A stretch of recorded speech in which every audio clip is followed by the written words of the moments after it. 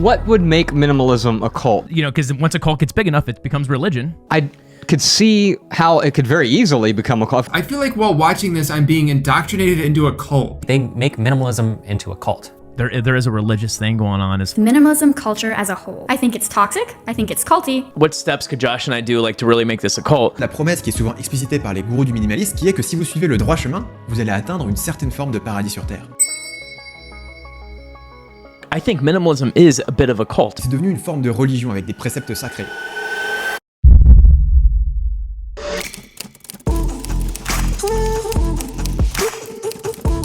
Dans le dernier documentaire du célèbre réalisateur et youtubeur américain Matt D'Avella, on assiste à ce qu'on pourrait qualifier de séance de prêche en direct. On y retrouve Josh et Ryan du duo The Minimalist qui nous racontent leur histoire. Minimalism is the thing that gets us past the things, so we can make room for life's most important things, which actually aren't things at all. De manière très similaire à ce que pourraient faire les plus grands pasteurs américains des églises évangéliques. Instead of just trying to get out of the valley, out of the trouble, out of the fire, if you'll start saying, God, come in. On a le droit à l'illustration parfaite du rêve américain dans tout ce qu'il a de fantastique et d'excessif. Might have been living the American dream, but it wasn't my dream. Deux hommes que la vie n'a pas épargnés et qui étaient prédestinés à ne jamais réussir parviennent à se hisser en haut de l'échelle sociale. Après beaucoup d'efforts, de sacrifices et d'épreuves, évidemment. Seulement voilà, une fois arrivé tout en haut, tout s'écroule. Josh doit faire face au décès de sa mère et à la fin de son mariage, et tout ça à seulement quelques semaines d'écart. Mais il n'est pas triste pour autant, car il a eu une révélation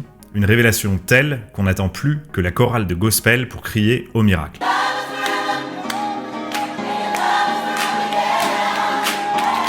D'ailleurs, si on fait attention au lieu où cet office religieux se déroule, on remarque plusieurs choses. La première, c'est évidemment l'acoustique, qui n'est pas sans rappeler la résonance de la plupart des grands lieux de culte. Of course, most of us aren't hoarders, right? No. If you're ever in our area, please stop by. Be a part of one of our services. These are the finest people in all of Houston. On distingue aussi de nombreuses lumières qui ne sont pas sans rappeler les étoiles ou bien les vitraux dans certains lieux de culte et qui viennent accentuer le caractère sacré du prêche qui est en train d'avoir lieu.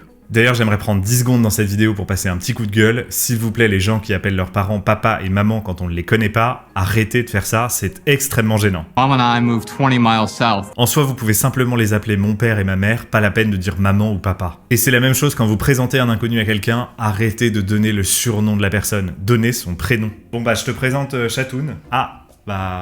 Enchanté, Chatoun. On ne les connaît pas, c'est extrêmement gênant. Revenons à Josh et Ryan. Josh se remet donc du choc qu'il vient de subir et réalise que si tout s'est écroulé autour de lui, c'était simplement pour lui faire de la place. De la place pour bâtir à nouveau. Alors vu de l'extérieur, il semblait avoir réussi à grimper l'échelle sociale. Il avait une carrière sur de bons rails, il gagnait bien sa vie, il avait une femme, un enfant, sa propre maison. Un peu la panoplie parfaite de ce que certaines personnes peuvent espérer réaliser dans leur vie. En réalité, le décès de sa mère et la fin de son mariage lui ont permis de réaliser qu'il avait simplement grimpé la mauvaise échelle. Advertisements that make us subconsciously feel like we are inadequate if we don't have this product. So I will not be loved if I don't have this toothpaste. My children will not value me if I don't have this dish soap. Fini la voie qui allait le mener vers toujours plus de solitude, de faux semblants, d'apparence et d'inauthenticité.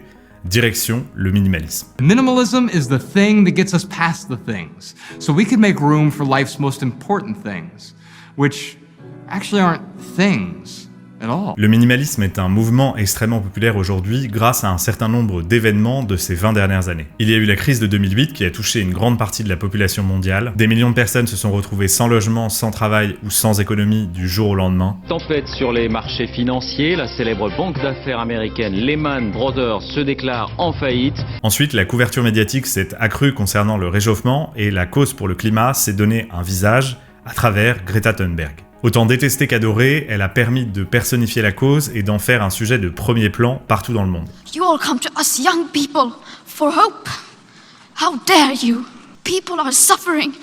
People are dying. We are in the beginning of a mass extinction and all you can talk about is money. Enfin, le minimalisme a bénéficié d'une prise de conscience dans les pays développés face à la bêtise de la surconsommation. Bonjour, c'est pour un retour. Bien sûr, c'était quoi le problème? C'était la taille? Non, c'est juste qu'ils sont plus à la mode. Ah d'accord, et vous les avez achetés il y a 20 minutes.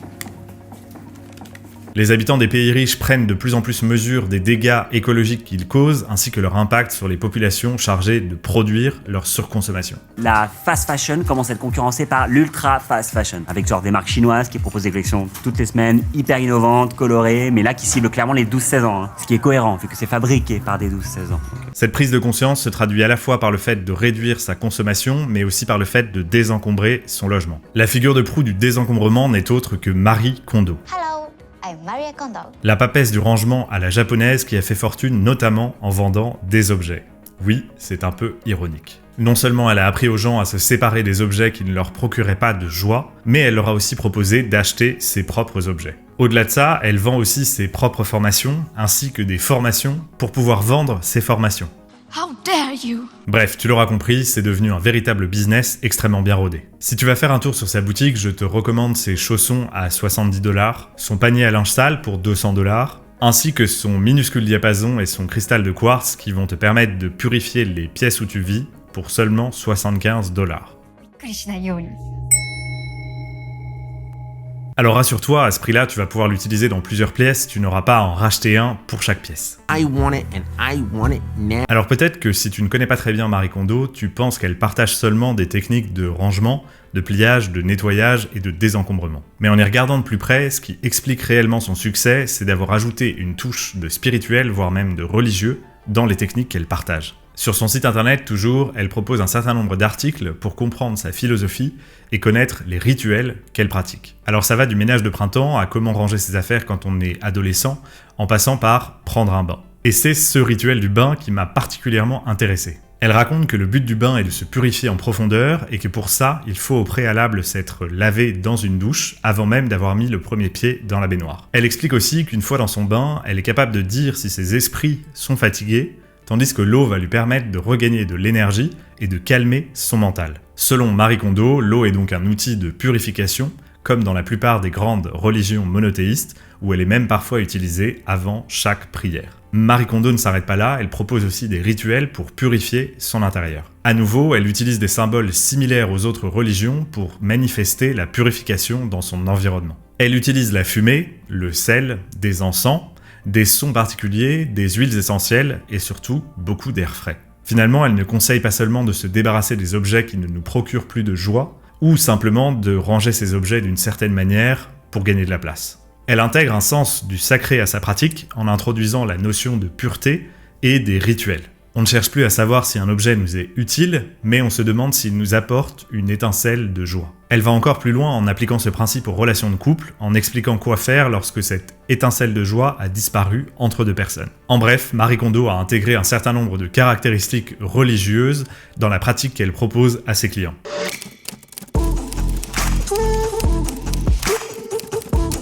Avec l'avènement du minimalisme, plusieurs figures ont émergé et sont devenues emblématiques du mouvement. Jusqu'ici, je vous ai surtout parlé du duo The Minimalist et de Marie Kondo parce qu'ils sont révélateurs d'un virage vers la spiritualité et le religieux. Mais en réalité, ce virage est de plus en plus visible dans le minimalisme en général.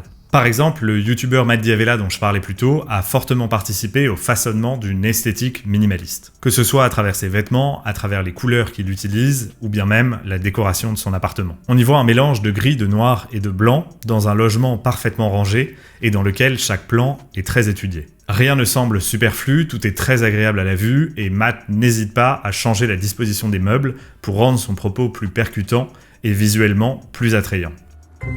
This isn't what my day actually looks like. I'm not that much of an asshole. Dans la lignée de Matt D'Avella, qui est probablement le plus connu, il existe tout un tas d'autres chaînes 100% dédiées au minimalisme.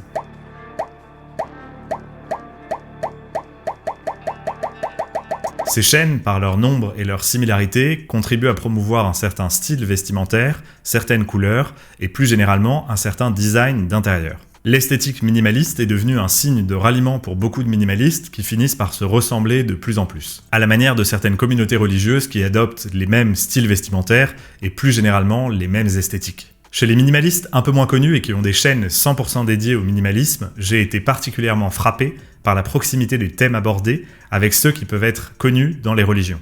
On y trouve notamment des vidéos qui vous apprennent à convertir vos proches au minimalisme, des vidéos qui vous dictent les règles du minimalisme, les choses à faire et à ne pas faire, et finalement le fait qu'elles choisissent de s'intéresser à absolument tous les sujets à la manière de ce que pourraient faire certaines religions. Le minimalisme possède aussi son lot de prêcheurs qui participent à une forme d'évangélisation. Et on pourrait en citer plusieurs qui participent au fait de populariser un certain nombre de rituels, comme le fait de faire le café ou de désencombrer son appartement.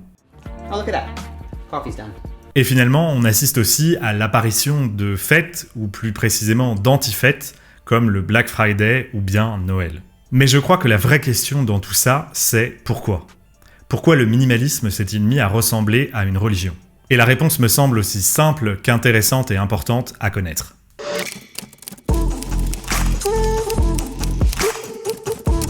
La raison pour laquelle j'ai voulu faire cette vidéo, c'est parce que je ne saurais insister suffisamment sur l'importance de garder sa liberté et de ne pas s'accrocher des étiquettes trop fortement. Je te l'ai déjà dit plusieurs fois sur ma chaîne, je crois en l'identité liquide. Et ce que j'appelle une identité liquide, c'est d'être capable de distinguer ce qu'on est de ce qu'on fait. C'est-à-dire qu'en réalité, on ne doit pas devenir ou être minimaliste, on doit simplement réfléchir comme un minimaliste et agir comme un minimaliste. De cette manière, on ne se sent pas offensé quand des gens sont en désaccord avec nous et on ne le prend pas personnellement quand Noël ou le Black Friday arrive. Et on ne se sent pas non plus coupable dès qu'on achète quelque chose qui pourtant nous est essentiel ou qu'on prend une mauvaise décision. En plus d'être une philosophie de vie, le minimalisme est devenu une identité. La plupart des gens, et moi le premier, disent « je suis minimaliste ». Nous nous sommes de plus en plus éloignés les uns des autres et nous tentons de compenser cet éloignement par de la proximité virtuelle. Sauf que notre cerveau fait bien la distinction, nous ne ressentons pas les mêmes émotions lorsque nous recevons un message pour nous remercier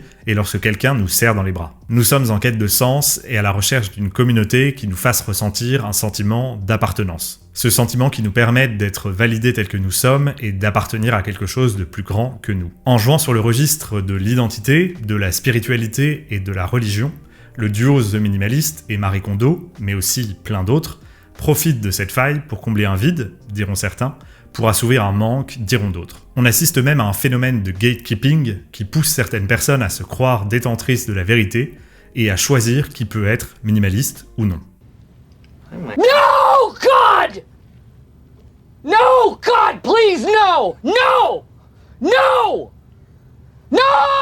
Et tu as forcément déjà vu des commentaires sous les vidéos qui te disaient que faire ceci ou faire cela ne faisait pas de toi un minimaliste. Les commentaires vont de la durée de la vidéo, en passant par les vêtements de la personne ou par la décoration de son intérieur. Vraiment, tout y passe pour affirmer qu'on est un meilleur minimaliste que les autres. Donc mon conseil, et évidemment je me le donne à moi aussi, c'est de ne pas faire du minimalisme quelque chose de dogmatique, c'est-à-dire quelque chose dans lequel certaines choses seraient pures ou impures, à faire ou à ne pas faire, bien ou mal. La philosophie du minimalisme se suffit à elle-même puisqu'elle laisse à chacun la liberté d'interprétation. Et c'est d'ailleurs selon moi ce qui génère le plus de bénéfices et de bienfaits dans le minimalisme, donc continuons comme ça. C'est une vidéo un peu différente de d'habitude que j'ai fait cette semaine, donc évidemment si ça t'a plu, je compte sur toi pour la liker, laisser un commentaire ou même t'abonner si ça n'est pas déjà fait. Et moi je te donne rendez-vous la semaine prochaine avec une nouvelle vidéo. Ciao!